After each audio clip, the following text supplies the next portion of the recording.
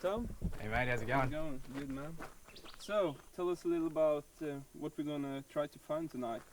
Well, what I've been out here studying is there's 3 species of snake that live in the mangroves. Yeah. This is one of them. This is the white-bellied mangrove snake, and it's pretty unique because it's one of the only species of snake that actually eats crabs. Oh, cool. So it's quite interesting. The other 2 is the Richardson's mangrove snake, and there's also one that's basically fully aquatic called the Boca Dam. Yeah, that's what we'll be looking for. And why are you tracking these snakes down and recording their data? Well, the reason why I've been studying them is basically because there's nothing known about them. Alright. Yeah, they haven't received a lot of research attention, so we've been coming out and trying to get as much baseline ecological data as we can just to get a bit of a picture of what these snakes actually get up to. And the reason for that is basically if we can gather enough information, then that information can be used for conservation measures for the species in the future. I mean, if you don't know anything about the species, then how are you going to be able to conserve it in the wild? So that's basically the reason why we're out here collecting data for them. Yeah, that's very interesting. You're doing pioneer work, basically. Yeah, basically, yeah. But I mean, as you can see, there's a pretty good reason why no one's looked at these snakes before. It's because they live in a pretty harsh environment. These mangroves, some of the mud, I mean, you just collapse up into it, sometimes up to waist deep. There's crocodiles, there's mosquitoes, there's midges. It's not really a nice place to be. Yeah. But we've decided to come out and brave it just for the sake of the snakes. Go see how many we can find. Yeah.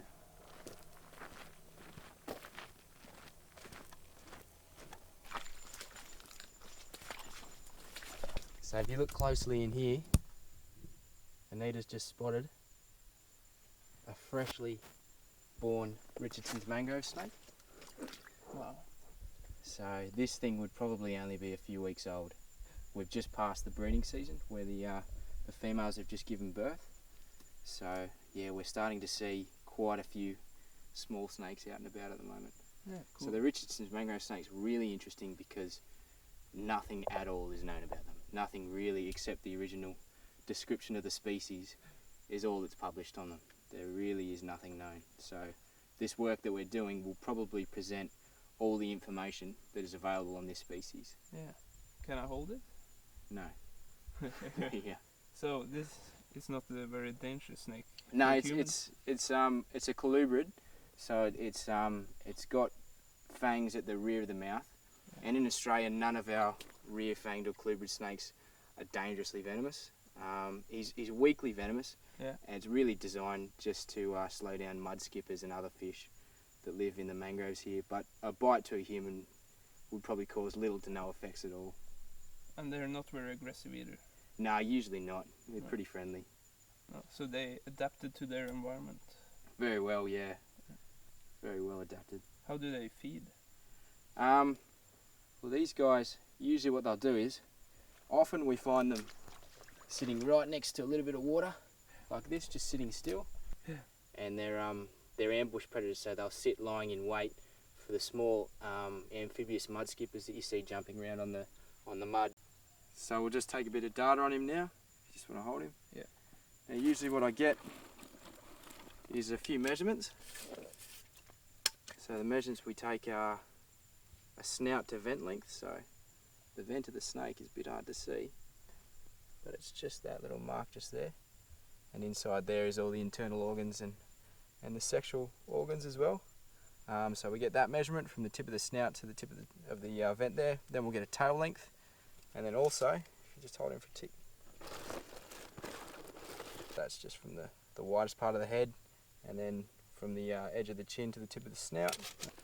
Often we get a weight, but for a snake like this, it's a bit hard to get a weight because he probably doesn't weigh much more than 1 gram. Yeah. And our scales really only measure from 5 grams and up. So for a snake like this, we just right below 5 grams. Often, if they're big enough, we'll insert a microchip in them, but the microchip's probably just about as big as a snake is in this case, so I don't think we'll be injecting one. And we also take a bit of information on what time of the night we found him, what the temperature was when we found him, and what the humidity in the mangroves was when we found him. Okay. And that's all the data we take. Yeah. So from the lengths and things, we'll be able to get an idea of growth rates as we start to get recaptures over time. We'll be able to see how they're growing over time. The humidity and the temperature will give us an idea of what time they're active. Yeah. We also, once we get back to the lab, we put into our data what height the tide was when we caught the snakes, so we just get a bit of an idea of what influence that has on the activity of the snakes. Get an idea of what the moon cycle has to do with the activity of the snakes as well. And yeah, and that gives us a bit of general idea of what they're up to. Yeah. Alright, well let's go see if we can find a few more. Maybe something a bit more impressive.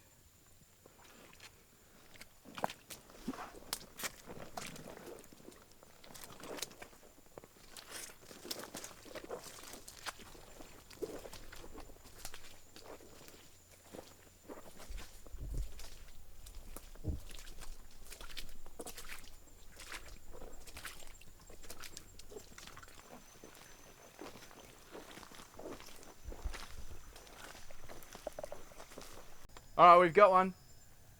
And it's got a microchip in it too, which means we've caught it before. So it's a bit bigger, this one. It's another one of those white-bellied mangrove snakes.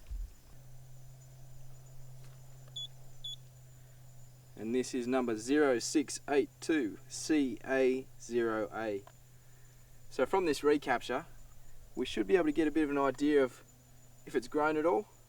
And also, the best thing we can get is if we can compare this GPS location that we'll take from this capture, we'll be able to compare it to the last time we caught him, get a bit of an idea of the home range that these things have, how far they move.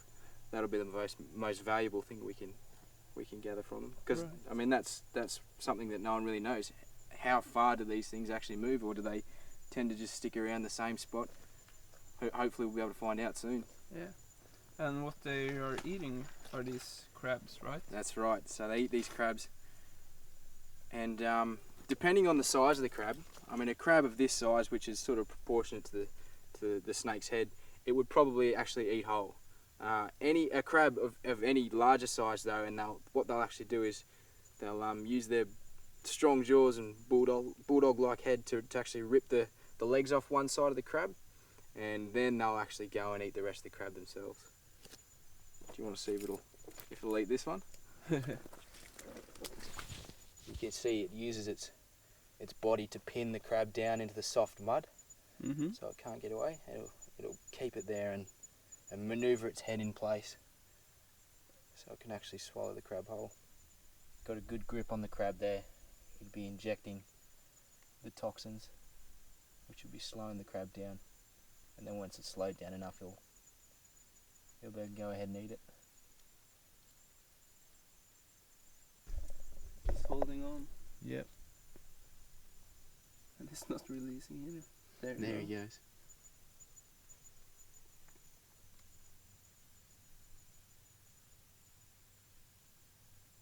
Well, that's all we need then, so we'll put him back.